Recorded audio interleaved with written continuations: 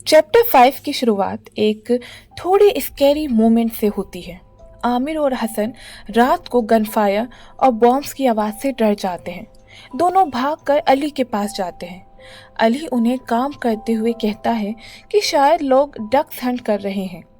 अली दोनों बॉयज़ को हक करते हैं, लेकिन जब हसन को रोता हुआ देखते हैं तो उसे और ज़्यादा क्लोज कर लेते हैं। ये देखकर आमिर के अंदर थोड़ी जेलसी होती है, क्योंकि हसन के फादर उसे इतनी टेंडर केयर देते हैं, जबकि आमिर को बाबा से ऐसा अफेक्शन कम मिलता है। सुबह के गुजर जाने के बाद बाबा घर लौटते हैं और आमिर और हसन को बहुत कसकर अपने गले से लगाते हैं। उस मोमेंट में आमिर को लगता है कि जो भी हुआ है उसकी वजह से बाबा ने उसे हक किया और ये फीलिंग उसके लिए स्पेशल थी। बाद में आमिर को पता चलता है कि रात की गनफायर किसी अटैक का पार्ट नहीं थी। ये एक्चुअली एक ब्लडलेस कॉप था, जिसमें किंग की मोनार्की ख़त्म हो गई और अफ़गानिस्तान में रिपब्लिक गवर्नमेंट आ गई। न्यू गवर्नमेंट ने प्रॉमिसेस किए हैं economics development, reforms, women's right और टेक्नोलॉजी के। इसी चैप्टर में एक इम्पॉर्टेंट कैरेक्टर इंट्रोड्यूस होता है, आसिफ। आसिफ एक रेसिस्ट बुली है जो पुश्तन सुपेरियरिटी पर बिलीव करता है। वो कहता है कि अफ़गानिस्तान सिर्फ पुश्तन की कंट्री है और हज़ारों लोग इस कंट्री को पोल्यूट करते हैं। आसिफ हसन को इंसल्ट करता है और आमिर को भी थ्रेटन करता है, क्योंकि आमिर हसन का फ्रेंड है। इसीलिए वो हसन और आमिर दोनों को ही परेशान करता है और आमिर को भी बहुत डराता है। सिचुएशन वायलेंट हो जाती है जब आसिफ हसन पर रॉक थ्रो करता है, उस पर पत्थर फेंकता है, लेकिन हसन हिम्मत दिखाता हुआ अपनी स्लिंग शॉट से आसिफ की आई पर एम कर लेता है। हसन की करेज देखकर उसके फ्रेंड पीछे हट जाते हैं। चैप्टर एंड होता है बैंडेजेस और स्वेलिंग के डिस्क्रिप्शन के साथ। इस चैप्टर में आसिफ का कैरेक्टर इंट्रोड्यूस होता है, जो स्टोरी का एक मेजर एंटागोनिस्ट है। उसकी आइडियोलॉजी हेट्रेड और रेसिज्म पर बेस्ड है। लेटर नरेटर बताता है कि आसिफ एक्चुअली एक साइकोपाथ था, मतलब एक ऐसा इंसान जिसने दूसरों को हर्ट करने में गिल्ट फील नहीं होता। इस सीन में हसन की लॉयल्टी और ब्रेवरी क्लियरली दिखाई देती है। जब आबिर अपने वर्ड से आसिफ को स्टॉप नहीं कर पाता, तब हसन अपनी स्लिंग शॉट से आमिर को प्रोटेक्ट करता है। ये मोमेंट आमिर और हसन की फ्रेंडशिप बॉन्ड को स्ट्रॉन्ग बनाता है, लेकिन नरेटर हिंट देता है कि फ्यूचर में इस बॉन्ड को पेनफुल इवेंट फेस करने पड़ेंगे। चैप्टर 6 एक सिंपल वर्ड से स्टार्ट होता है, विंटर। यंग आमिर को विंटर बहुत पसंद होते हैं। उसे स्नो, कोल्ड स्काई और विंटर की ब्यूटी अच्छी लगती है। विंटर का एक और रीज़न भी है, स्कूल बंद हो जाना, और आमिर पूरा दिन हसन के साथ स्पेंड कर सकता है, पूरा दिन वो उसके साथ खेल सकता है। विंटर का एक और स्पेशल रीज़न है, काबुल में हर साल काइट फाइटिंग टूर्नामेंट होता है। ये कंपटीशन आमिर और हसन दोनों को बहुत पसंद है।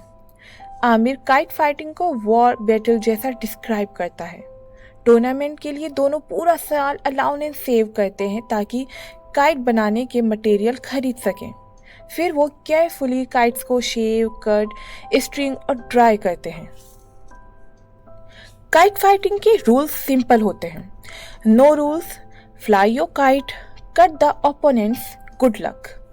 जब एक काइट कट हो जाती है तो एक और एक्साइटिंग मोमेंट स्टार्ट होता है। किड्स उस काइट को पकड़ने के लिए भागते हैं, यानी उसे चेस करना है जब तक कि वो लैंड ना करे। जो बॉय उस काइट को पकड़ लेता है वो उसकी हो जाती है। इस बॉय को काइट रनर कहा जाता है। आमिर के अकॉर्डिंग हसन सबसे बेस्ट काइट रनर है। उसे ऑलमोस्ट मैजिकली पता चल जाता है कि काइट एग्जैक्टली कहाँ लैंड करेगी। एक दिन जब स्काई में काइट ट्रैक कर रहे थे, हसन बिना ऊपर देखे एक डायरेक्शन में भागता गया और बोला, ट्रस्ट मी। थोड़ी देर बाद हसन एक जगह बैठ गया और बोला, इट्स कमिंग, और कुछ टाइम बाद काइट सीधे उसके आर्म्स में आकर गिर गई।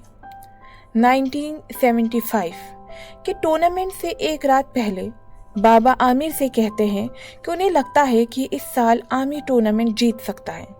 ये सुनकर आमिर को ज़्यादा डिटरमाइंड हो जाता है कि वो बाबा को प्रूव करके दिखाएगा कि वो इसके वर्दी है और वो एक वर्दी सन है।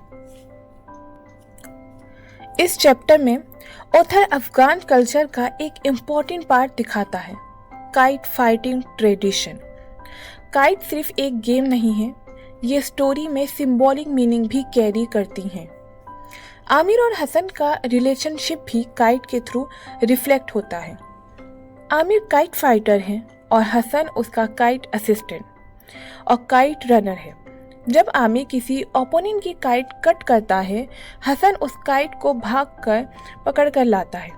हसन की लॉयल्टी बहुत स्ट्रॉन्ग है, वो आमिर के लिए कुछ भी करने को रेडी रहता है। एक बार हसन आमिर से कहता है कि अगर आमिर कहे तो वो ईट डर्ट भी कर लेगा, लेकिन हसन ये भी टेस्ट करता है कि आमिर उसे ऐसा कभी कहेगा या नहीं। इस चैप्टर में आमिर की जेलसी भी दिखती है। जब बाबा आमिर और हसन के लिए सेम साइज काइट्स खरीदते हैं, आमिर को थोड़ा बुरा लगता है क्योंकि वो चाहता है कि बाबा उसे स्पेशल फील कराए। Chapter mostly happy winter memories दिखाता है, लेकिन narrator bar bar winter of 1975 का मेंशन करता है। ये हिंट देता है कि नेक्स्ट चैप्टर में कोई इम्पोर्टेंट और लाइफ चेंजिंग इवेंट होने वाला है। नेक्स्ट वीडियो में हम चैप्टर 7 डिस्कस करेंगे, जहां 1975 का काइट टूर्नामेंट और स्टोरी का एक मेजर टर्निंग पॉइंट सामने आता है। अगर आप द काइट रनर का फुल चैप्टर वाइज समरी सुनना चाहते हैं तो नॉवल गार्डन चैनल को सब्सक्राइब ज़रूर करें। Thank you, bye bye.